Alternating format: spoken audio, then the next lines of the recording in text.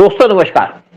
आज है 24 जनवरी 1926 और नेचुरली हमारा जो वीडियो है कल रिलीज होगा 25 जनवरी को। लेकिन ये वीडियो एक इंपॉर्टेंट पर्सनैलिटी के ऊपर है और वो है होमी भाभा, जो इंडिया के ग्रेट साइंटिस्ट है, यानी मैं कहूंगा ग्रेटेस्ट साइंटिस्ट है इंडिया के। और नेशनलिस्ट तो बिल्कुल थे, उसमें कोई बात नहीं है। उनकी डेथ हो गई थी 24 जनवरी 1962 में, 24 जनवरी 1966 में। चलो मैं इसको काट दूंगा। और उनकी डेथ हो गई थी 24 जनवरी 1966 में और आज उनकी डेथ को हो रहे हैं 50 साल। और ये नेशनलिस्ट, इनकी डेथ कैसे हो गई आज भी मिस्ट्री है। और क्योंकि एक न्यूक्लियर बम बनाना चाहते थे इंडिया के लिए, और ये भी कहा जाता है कि इसके पीछे फॉरेन हेड है इनको मारने के पीछे। और एक सीआईए के ऑफिसर उन्होंने क्लेम भी किया कि होमी भाभा को हमने मारा क्योंकि हम नहीं चाहते थे कि इंडिया न्यूक्लियर बम बनाए। उन्होंने कहा अगर इंडिया न्यूक्लियर बम बना लेता उस टाइम पे और होमी भाभा कैपेबल थे बम बनाने में, तो इंडिया बहुत आगे बढ़ जाता, हमारे मुकाबले में खड़ा हो जाता, इसीलिए हमने उनको मारा।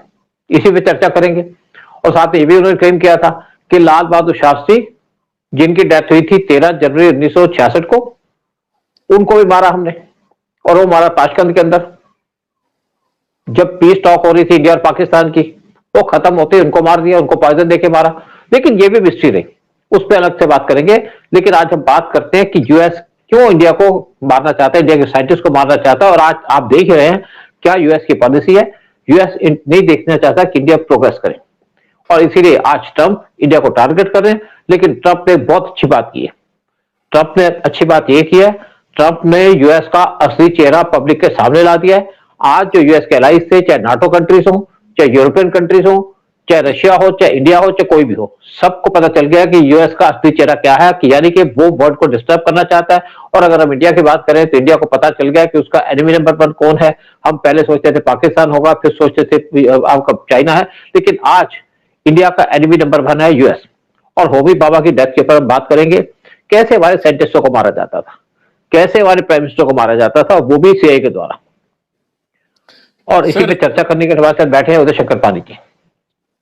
उदय शंकर पानी जी, जो इनकी डेथ हुई उसके बारे में क्या? हाँ, होमी भाभा जी was not only a great scientist, वो एक कट्टर भारतीय थे एंड वेरी नेशनलिस्ट।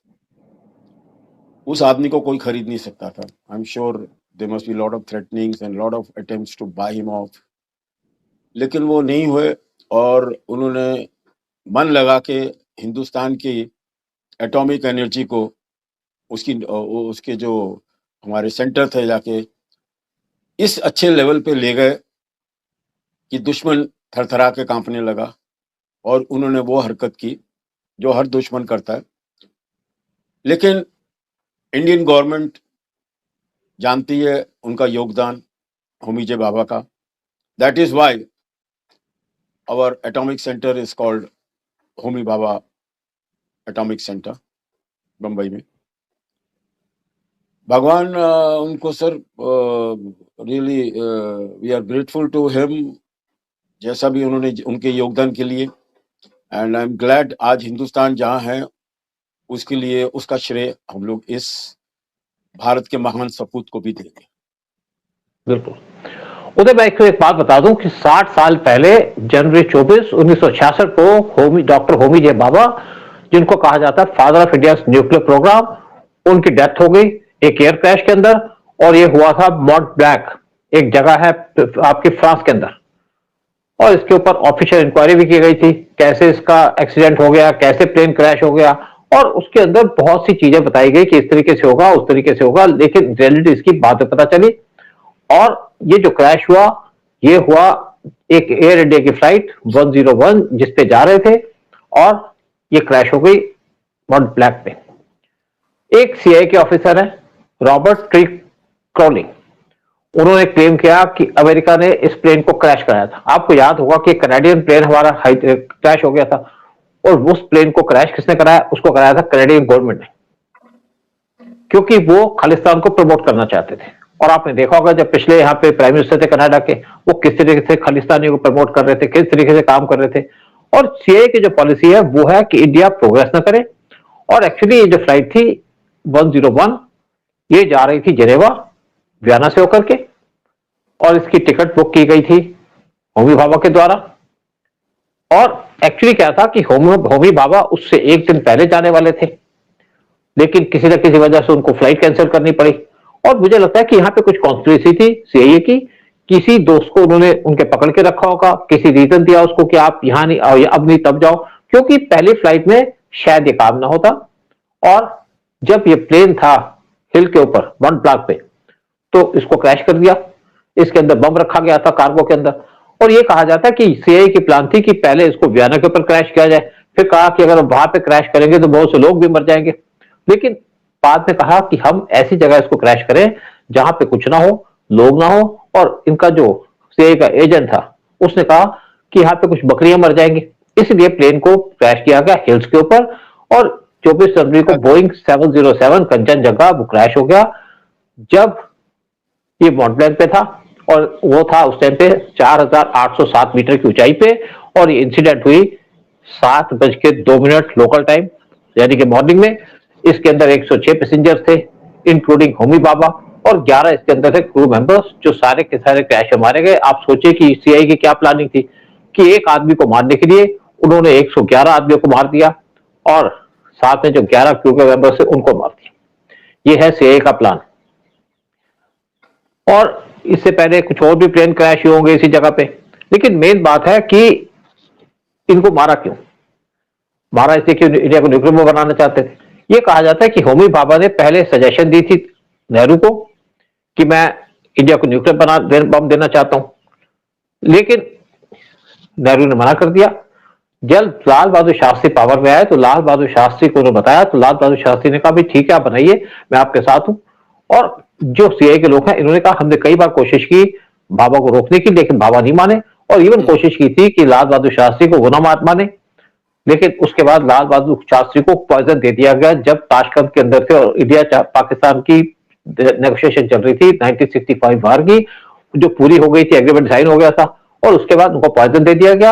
और ये भी एक बात क्लियर हुई है, क्योंकि उस टाइम पे तलवार था नहीं, और उस टाइम पे हमारी सिक्योरिटी एजेंसी भी काफी कमजोर थी, आईबी थी, उसके अंदर कुछ पावर नहीं थी, ज्यादा लोग नहीं थे उसके पास। और ये जो उनको पॉइजन दिया गया ताशकंद में इसलिए दिया गया ताकि किसी को सीआईए के ऊपर शक ना हो। अगर लाल बहादुर शास्त्री को पॉइजन दिया जाता किसी और जगह में इंडिया के अंदर या किसी और जगह में, तो सीआईए पे पूरा का पूरा इनका शक जाता।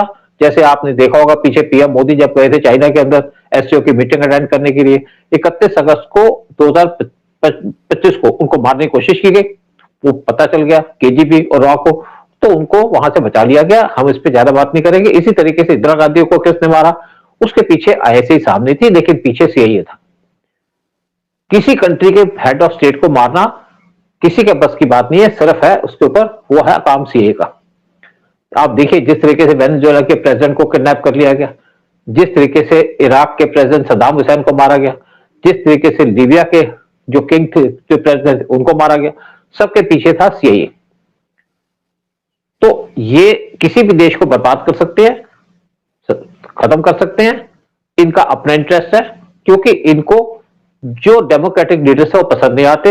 आज सीए का नाम सामने क्लियर हो चुका है सबके सामने, और इनका 2 दिन पहले इनकी डेथ की, यानी कि 22 जनवरी को बाबा ने प्रेजाइड किया था, एक कॉन्क्लेव मीटिंग हो रही थी लाल बहादुर शास्त्री की ट्रॉम्बे के अंदर। हाँ, कुछ आप कहना चाहते हैं? सर आप अपने सीआईए वालों को बोलिए ना, और ये पाकिस्तानी जो लंगूर लोग बैठे हैं गलत हरकतें करते हैं, भाई किसी को मारने से कुछ रुकता तो है नहीं। प्राइम मिनिस्टर को भी मार दिया, लेकिन हिंदुस्तान तो रुका नहीं, वो तरक्कियां करता रहा जाके, उसके तरक्की की सीढ़ियां चढ़ता रहा जाके। आज we are great atomic power also, ठीक है, उनका बहुत योगदान था, उनकी आहुति विचारों की दे दी गई, लेकिन it doesn't stop what is destined to be. जो हुआ हाँ, आपकी बिल्कुल ठीक बात है, लेकिन उधर मेन बात है कि अगर जब 1962 का वार इंडिया हारा, तो तब बाबा ने कहा था कि हमें न्यूक्लियर बम चाहिए, नेहरू ने मना कर दिया और शास्त्री ने उसकी परमिशन दे दी। उन्होंने कहा मैं 13 महीने के अंदर न्यूक्लियर बम को तैयार कर दूंगा। लेकिन अगर आप सोचिए कि अगर हमारे पास न्यूक्लियर बम होता 1966 और 1967 के अंदर, तो 1971 का वार भी नहीं होता, तो इंडिया की क्या पोजीशन होती। ये एजेंसीज काम करती हैं। जिस तरीके से मणिपुर के अंदर इंडिया कोशिश कर रही थी कि वहां पे ऑयल निकाला जाए क्योंकि वहां पे ऑयल था, तो उसी टाइम पे चाइना ने वहां पे डिस्टर्बेंस क्रिएट करनी शुरू कर दी, कुकीज को प्रमोट करना शुरू कर दिया और उसको आर्म्स दे दिया। साथ में सीए खड़ा हो गया था। सीए के लोग प्रेजेंट थे मणिपुर के अंदर जो उनको पैसा दे रहे थे और वहां पे डिस्टर्बेंस करते रहे। आज भी सिचुएशन नॉर्मल हुई मणिपुर के अंदर, जिसकी वजह से जो ऑयल निकालना था वो डिले हो गया। इससे हमारी इकोनॉमी को फर्क पड़ता है, हमारे प्रोजेक्ट डिले हो जाते हैं। और अगर होमी भाभा रहते तो आज हमें चिंता नहीं थी। हम 1978 में ब्लास्ट नहीं करते, बल्कि हम ब्लास्ट करते 1967 के अंदर, यानी कि 10-11 साल पहले। और इंडिया बहुत ज्यादा प्रोग्रेस कर चुका होता तब तक, क्योंकि उसके साथ साथ हमें न्यूक्लियर जो आपके एनर्जी प्रोड्यूस करने का मौका मिलता। लेकिन जो यूएस की पॉलिसी है, यूएस ने सिर्फ इनको नहीं मारा, यूएस ने हमारे बहुत से साइंटिस्ट मारे हैं, जो और कम से कम 100 के करीब साइंटिस्ट इंडिया के वो यूएस ने मारे। किसी को सांप से कटवा दिया, किसी को कुछ करा दिया, क्योंकि सीआईए पावरफुल थी, सीआईए बहुत स्ट्रांग थी, सीआईए यही काम करती थी इंडिया के अंदर। और इस तरीके से इंडिया को उसने बर्बाद किया सीआईए ने। और आज ट्रंप इंडिया को बर्बाद करने जा रहे हैं, लेकिन इंडिया के एक्शन की वजह से, यानी कि मोदी के एक्शन की वजह से पूरा यूरोप जाग गया, पूरा वर्ल्ड जाग गया। और आज ट्रंप एक्सपोज हो रहे हैं। ट्रंप के साथ आज कोई भी नहीं खड़ा पाकिस्तान के आसिम मुनीर को छोड़ करके। और ये जो शास्त्री थे, उन्होंने भाभा से कहा था कि आप कैबिनेट ज्वाइन कर लो, मेरे कैबिनेट मिनिस्टर बन जाओ। लेकिन भाभा ने कहा कि मेरे को कोई इंटरेस्ट नहीं है आपके कैबिनेट के अंदर, मेरा काम करना है साइंटिफिक वो काम, और मुझे उसके लिए कोई पोस्ट नहीं चाहिए, मुझे कोई पॉलिटिकल पोस्ट नहीं चाहिए, मुझे आपकी सपोर्ट चाहिए कि आप परमिशन दे दो कि मैं न्यूक्लियर बम बना लूं।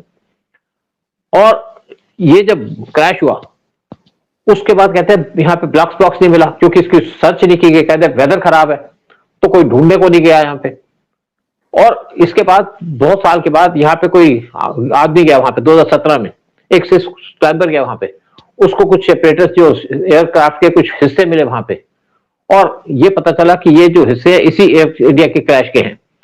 और बाद में इसकी जो इंक्वायरी की गई, इंक्वायरी के अंदर कोई रीजन दे दिया फ्रेंच गवर्नमेंट ने, क्योंकि जो फ्रांस था वो भी पार्ट था नाटो का, और जो से कहेगी वो करेंगे। तो उन्होंने इसके ऊपर जो भी चीज दी वो इंडिया गवर्नमेंट ने मान ली। उनका जी यहाँ पे कुछ पायलट की प्रॉब्लम थी, इसको जगह का नहीं पता चला, लोकेशन का नहीं पता चला, तो इंडियन गवर्नमेंट ने मान ली, क्योंकि हमारे पास कोई अल्टरनेटिव था। इसी तरीके से जब कनाडा से एक प्लेन उड़ा इंडिया के लिए, जिसमें 200 से ज्यादा लोग मारे गए, तब भी हमें कुछ उम्मीद नहीं थी किस टाइप का एक्शन कर सकती है ऐसी गवर्नमेंट। लेकिन आज पता चल गया कि ये जो गवर्नमेंट वेस्टर्न गवर्नमेंट है, या स्पेशली सीआईए, किसी भी एक्सटेंट तक जा सकती है, हजारों लोगों को मार सकती है। अगर ये अपना न्यूक्लियर बम चला सकती है जापान के ऊपर, तो कुछ भी कर सकते हैं। अगर आज जिस तरीके से आप देखिए, इन्होंने सदाम हुसैन को मारा, हजारों लोग को मार दिया, जिस तरीके से लीबिया के गद्दाफी को मारा, क्योंकि उनके पीछे दूसरा रीजन था कि उनका ऑयल पे कब्जा करना चाहते थे। लेकिन जिस तरीके से इंडिया के साइंटिस्ट को मारा, वो चाहते नहीं थे कि इंडिया प्रोग्रेस करे। और ये एक्चुअली जो सीआईए के ऑफिसर है रॉबर्ट टी क्राउली, वो एक जर्नलिस्ट से बात कर रहे थे, ग्रेगरी डगलस, और इन्होंने एक बुक पब्लिश की, कन्वर्सेशन विद द क्रो। उसके अंदर पूरा डिटेल दी इन्होंने कि सीआईए के ऑफिसर ने कहा कि हमारी प्लान थी कि हम ये नहीं चाहते थे कि इंडिया प्रोग्रेस करे, हम ये नहीं चाहते थे इंडिया न्यूक्लियर बम बनाए, क्योंकि अगर इंडिया न्यूक्लियर बम बनाता तो हमारे दिक्कत हो जाती। और हमने बड़ी कोशिश की समझाने की साइंटिस्टों को कि आप न्यूक्लियर बम बनाओ, लेकिन वो माने नहीं। और अल्टीमेटली हमें डिसीजन लेना पड़ा, जो हमारे हार्श डिसीजन था, और वो डिसीजन था कि हमने भाभा को मार दिया, क्योंकि वो एक्सपर्ट थे और बम बना सकते थे कुछ महीनों के अंदर, और हमारा उनको मारना बड़ा एसेंशियल था हमारी सिक्योरिटी के लिए। मतलब हम बम बनाते तो यूएस की सिक्योरिटी खराब हो जाती, यूएस ने बम बनाया तो पूरे वर्ल्ड की सिक्योरिटी खराब हो गई। लेकिन ये जो था बोइंग 707, इसके कार्गो के अंदर सामान रख दिया इन्होंने, एक बम रख दिया, टाइम बम तो होते थे उस टाइम पे, और कोई इंक्वायरी नहीं की गई, पूरा का पूरा केस को दबा दिया। इसके बाद कुछ और साइंटिस्ट थे जिनको मारा इन्होंने, और क्राउली ने जो थे वो बहुत साल तक काम करते थे केजीबी के अंदर। उनका ये भी कहा उन्होंने कि हमने शास्त्री को मारा। ये तो मैं बहुत से लोगों से बात करता था, वो कहते हैं जी शास्त्री को तो केजीबी ने मारा है, क्योंकि वहां पे उसकी डेथ हुई थी। लेकिन इसके बाद मैंने जब अपनी फाइलों के अंदर देखा कि हमारी फाइलों में डिटेल थी, क्योंकि जब शास्त्री को मारा गया और जब इसको मारा गया था होमी भाभा को, तो उस टाइम पे रॉ था नहीं, रॉ 67 में बना। लेकिन इन्होंने बहुत सी इंक्वायरी करके अपने फाइल वर्क तो पूरा किया रॉ ने, और उसके अंदर बहुत सी चीजें थी। कुछ लोग कहते हैं कि हमने देखा फाइल के अंदर की क्या था, पता चल गया हमें। लेकिन तब तक बहुत देर हो चुकी थी। हम यूएस को कुछ कह नहीं सकते, हम उनके ऊपर कुछ उंगली नहीं उठा सकते। आप देखते हैं कि बांग्लादेश के अंदर इस टाइम पे सीआईए के लोग मारे गए। जब पीएम मोदी की डेथ हुई तो उस टाइम पे बांग्लादेश के अंदर सीआईए के लोग, आईएसआई के लोग, और इवन जो आपकी टीएमके है, जो टर्किश इंटेलिजेंस है, उनके लोग मारे गए। लेकिन किसी ने कोई शोर नहीं मचाया, क्योंकि ऐसी चीजों पर कोई शोर नहीं मचाता, कोई क्लेम नहीं कर सकता। लेकिन जिस तरीके से बाबा को मारा गया, श्रद्धांजलि देनी उनको बनती है, क्योंकि वो इस टाइप के आदमी थे जो देश के लिए जान दे चुके। अगर वो यूएससीए की बात मान लेते कि मैं बम नहीं बनाऊंगा, तो सीए उनको मालामाल कर देती। जब उनको कैबिनेट की पोस्ट दी गई शास्त्री के द्वारा, तो भी उन्होंने मना कर दी। लेकिन होमी बाबा ने जिस तरीके से देश की सेवा की, जिस तरीके से उन्होंने यहाँ पे न्यूक्लियर प्लांट को तैयार किया था, उससे हमारा देश प्रोग्रेस कर पाया, और बहुत सालों के बाद हमने बम तो बना लिया, और आज हमारे पास न्यूक्लियर बम है, तो आज हम स्ट्रांग है। अगर पाकिस्तान का न्यूक्लियर बम बनाया, तो उसके पीछे हाथ है सीआईए का, अमेरिका का, क्योंकि वो बम उन्होंने बनाया ताकि इंडिया को काउंटर कर सके, इंडिया को मार्जिनाइज कर सके, और इंडिया को वो स्ट्रांग दिखना नहीं चाहते। लेकिन जिस तरीके से होमी भाभा की डेथ हुई, मैं कहता हूं कि उनको श्रद्धांजलि देनी चाहिए पड़ती है हमारी तरफ से, हमारे देशवासियों की तरफ से। यहीं पे प्रोग्राम खत्म करते हैं। जय हिंद, जय भारत। जय हिंद, जय भारत। और आप बोलना भूल गए सर कि सब्सक्राइब करिए हमारे प्रोग्राम को। बिल्कुल। और आप रिएक्शन दीजिए और क्वेश्चन पूछिए जिसका हम जवाब दे सके, तो you will make our channel powerful, and हम लोग अच्छे अच्छे टॉपिक लेके आपको बता सकें। बट एनीवे, जय हिंद सर, जय भारत, जय वंदे भारत। मातरम।